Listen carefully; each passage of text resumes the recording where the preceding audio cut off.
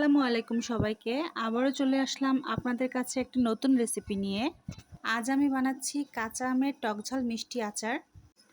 এই আচারটি বানানোর জন্য প্রথমেই আমি আমগুলোকে ভালোভাবে ধুয়ে খোসাসহ কেটে নিয়েছি।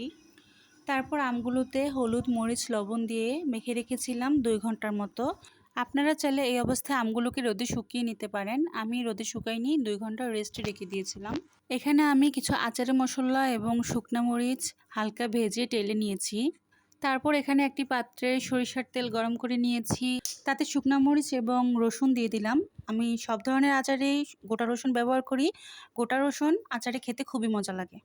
তারপর এতে কেটে রাখা আমগুলো দিয়ে দিলাম। আমগুলো দেওয়ার পর তাতে হালকা একটু আদা রসুন বাটা, হলুদ, মরিচ এবং জিরার গুঁড়া দিয়ে নাড়তে থাকলাম।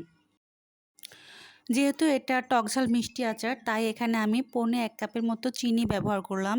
চিনি দেওয়ার পর ভালোভাবে আমগুলোকে নেড়ে চেড়ে ঢেকে দিলাম, যাতে চিনিটা তাড়াতাড়ি গলে যায়। চিনিটা হালকা গলে যাওয়ার পর প্রথমেই যে আমি আচারের মশলাটা টেলে রেখেছিলাম সেটা গুঁড়ো করে এখানে অ্যাড করলাম।